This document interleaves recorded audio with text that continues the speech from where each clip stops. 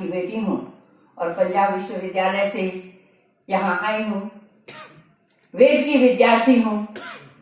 सामवेद और वैदिक साहित्य मेरा विषय है, तो भाषाओं के उसमें मैंने वैदिक साहित्य को दिया है और गुरुमुखी तो हमारी मातृभाषा राज्य भाषा है ही।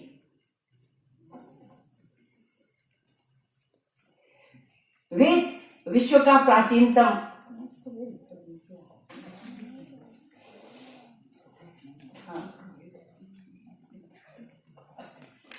वेद विश्व का प्राचीनतम ग्रंथ है।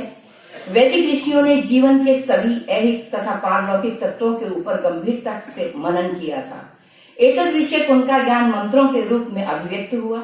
इन्हीं मंत्रों को पद्य, गद्य तथा गान के रूप में क्रमशः ऋक, यजुष और साम कहा गया। इन्हीं त्रिविध मंत्रों को 4 संहिताओं में ऋग्वेद, सामवेद, यजुर्वेद और अथर्ववेद में कहा गया। इन्हीं मंत्रों के जब व्याख्यान, यज्ञ परक व्याख्यान हुए तो वो एक साहित्य और आया, उसको कहते हैं ब्राह्मण साहित्य। तो ब्राह्मण ग्रंथ हर एक वेद के लिखे गए। उसी के साथ निवृत्ति मूलक व्याख्या जिन ग्रंथों में प्राप्त होती है उनको आरण्यक कहा गया। पारलौकिक तत्वों का चिंतन एवं दर्शन जिन ग्रंथों में प्राप्त होता है वो उपनिषद कहलाते हैं। और इस वेद को समझने के लिए शिक्षा, व्याकरण, कल्प, ज्योतिष, छंद और निरुक्त ये 6 वेदांग कहलाते हैं। इस तरह से संहिता, ब्राह्मण, उपनिषद, आरण्यक तथा वेदांग ये पूरा जो साहित्य है ये मिल करके वैदिक साहित्य की जिसको हम परिभाषा देते हैं वो वैदिक साहित्य कहलाता है। अब इस वैदिक साहित्य में राष्ट्र विषय क्या चिंतन है, मैं संक्षिप्त से, पेपर नहीं पढ़ूंगी, मैं संक्षिप्त से उसकी बात करूंगी। वैदिक में सबसे पहले ऋग्वेद में द्विता राष्ट्र की कल्पना है। तो वहां द्विता राष्ट्र जो कहा है उसका मतलब है पृथ्वी और आकाश। सिर्फ पृथ्वी ही नहीं चाहिए जीवन के लिए, आकाश भी उतना आवश्यक है।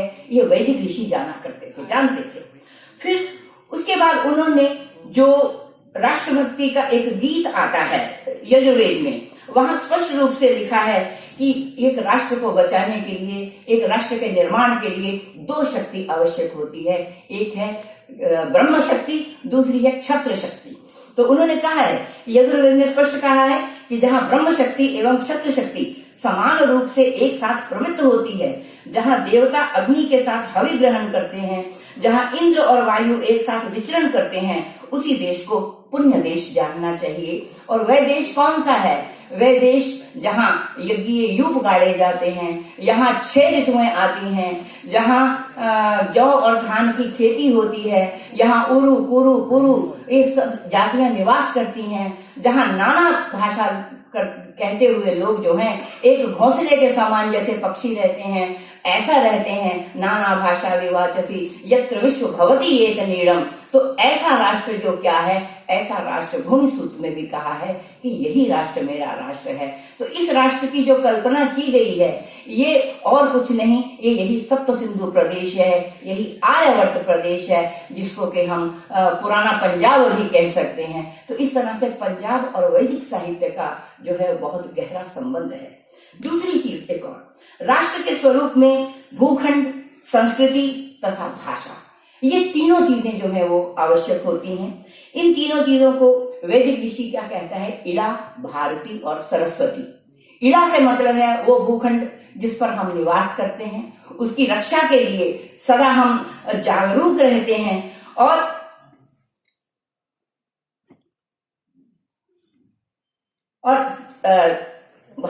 भारती है कि उसमें जो उसका संस्कृति है, मेन जो है, एक भूखंड तो किसी के पास भी हो सकता है, वो देश हो सकता है, वो राज्य हो सकता है, लेकिन भारतवर्ष जो है इसकी एक अपनी संस्कृति है, इसके लिए ही ये जाना जाता है। तो वो संस्कृति जो है उसको किस उससे जाना जाता है?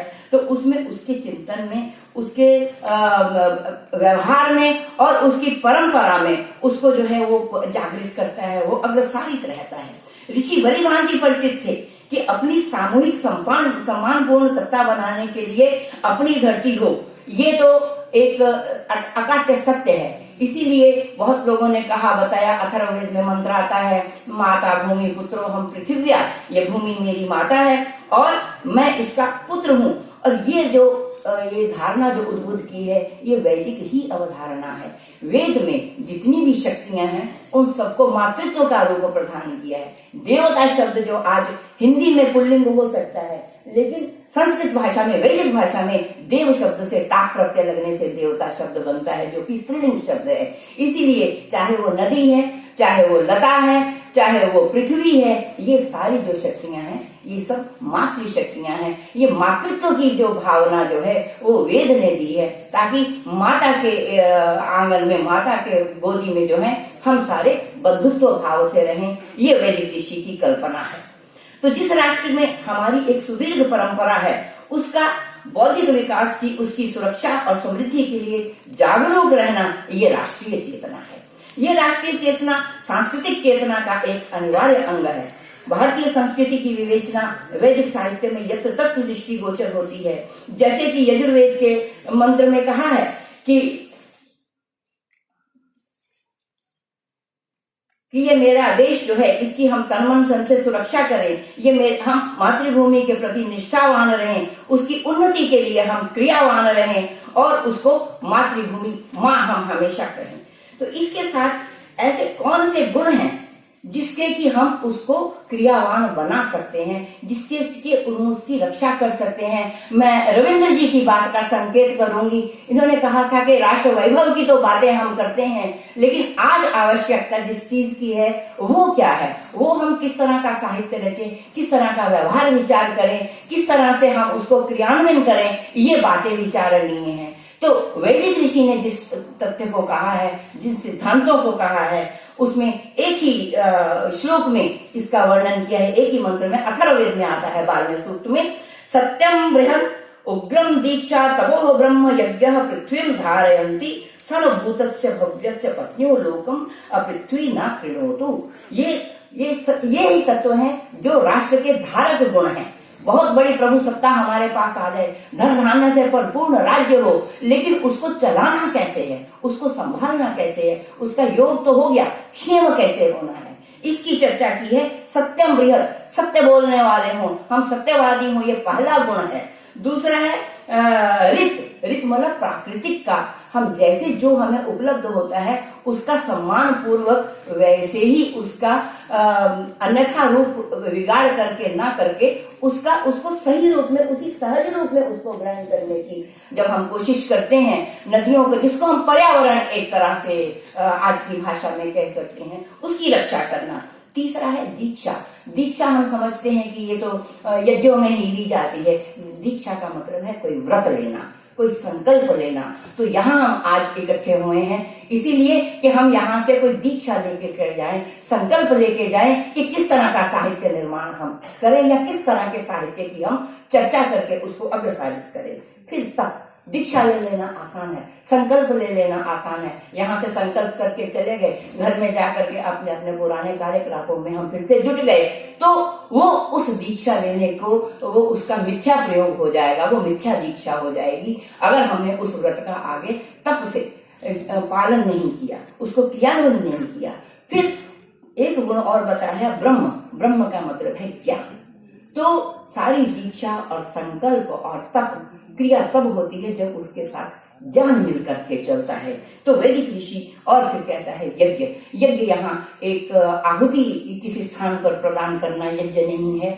वैदिक ऋषि कल्पना करता है कि जिस रूटीन में हम चलते हैं सारा दिन, वो यज्ञमय जीवन है, वो जिसको हम गीतामय जीवन कहते हैं, कृष्णमय जीवन कहते हैं, वो वैदिक ऋषि ने उसको यज्ञमय जीवन कहा है। तो राष्ट्र को अगर हमने धारण करना है, राष्ट्र में हमने अपनी संस्कृति को अक्षुण्ण रखना है, तो सत्य, बृहद, ऋत, उग्र, दीक्षा, तप, ब्रह्म और यज्ञ, ये सारे तत्व हैं इनको। और फिर उसके साथ तीसरा तत्व जो है, ये तो हुआ भारती, तीसरा है सरस्वती। सरस्वती कहते हैं वाणी को। अहम राष्ट्री संगमनी वसूनाम यम कामये अहम स्वयं विनोदामी, ये सरस्वती कहती है। वाक सूक्त है, ये आता है ऋग्वेद में।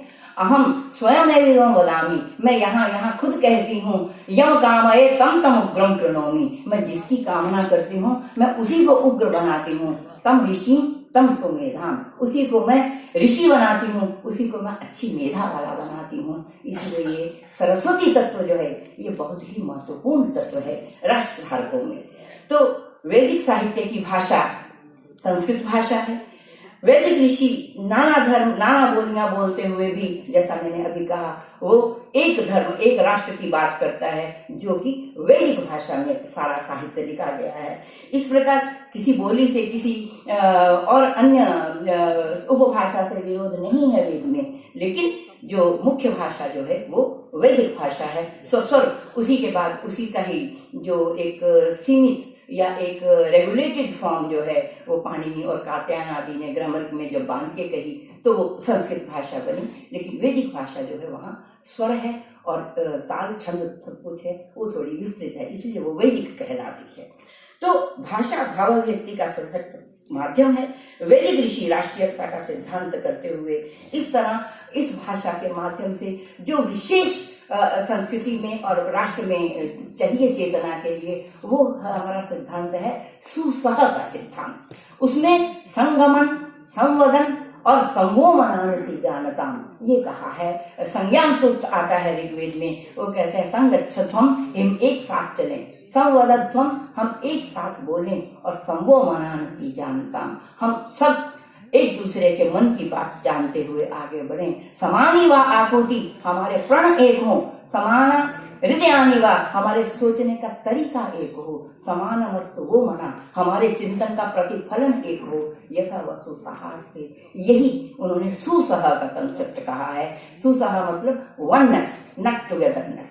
तो हम एक जब होकर के चलते हैं, यही उस राष्ट्र को आगे बढ़ाता है। तो इसी की चर्चा, क्योंकि ये वेद की रचना सर्वप्रथम जो हुई है सप्त सिंधु प्रदेश में हुई है, पंजाब उसमें एक बड़ा रोल अदा करता है।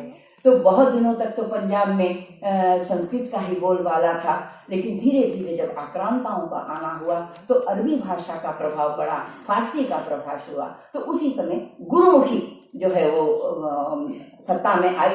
गुरुमुखी की सत्ता हमें कब से मिलती है? जब सबसे पहले 1469 में पैदा हुए श्री गुरु नानक देव जी ने उसका व्यवहार किया, और वाणी उन्होंने जो गुरुमुखी जिसको हम कहते हैं गुरुवाणी, तो वो एक्चुअली गुरु के मुख से, क्योंकि वो भाषा निकली हुई है, वो वाणी वो जिस भाषा में निकली है, इसीलिए उस भाषा का नाम भी गुरुमुखी ही कहलाता है। ये संस्कृत भाषा के बहुत करीब की भाषा है। अगर हम विचार की दृष्टि से देखें तो वही विचार है जो वैदिक विचार है, वही जो है वो गुरुओं की जो सोच है वही है। उन सब गुरुओं में से गुरु नानक देव जी 10 गुरुओं की चर्चा मैं नहीं करूंगी, सभी लोग जानते हैं, लेकिन जिन्होंने राष्ट्रीयता के लिए विशेष रूप से लिखा है वो कहलाता है दशम ग्रंथ।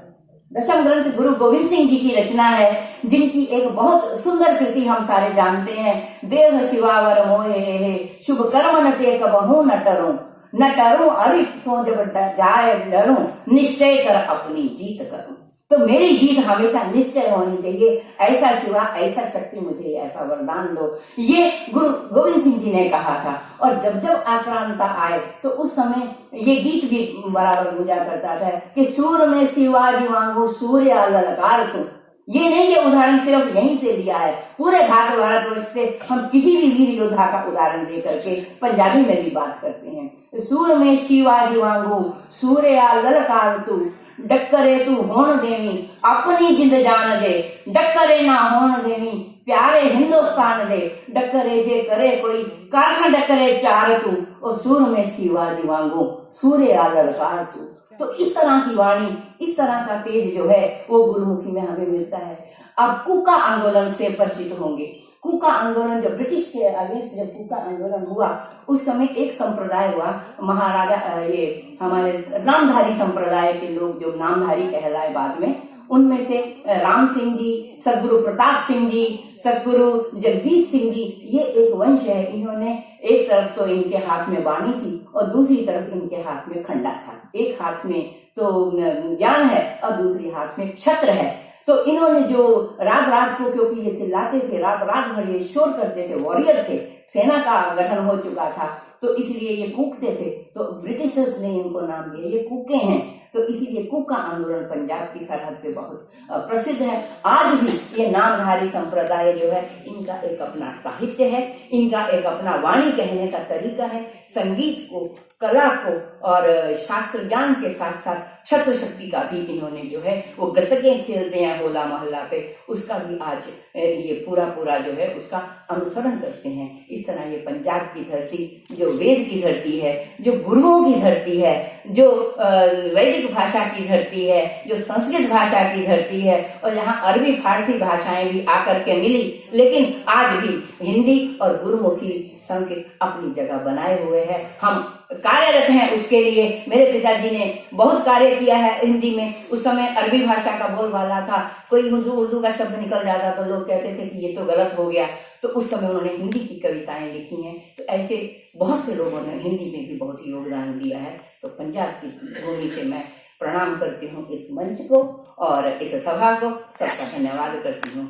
इस भूमि को नमन।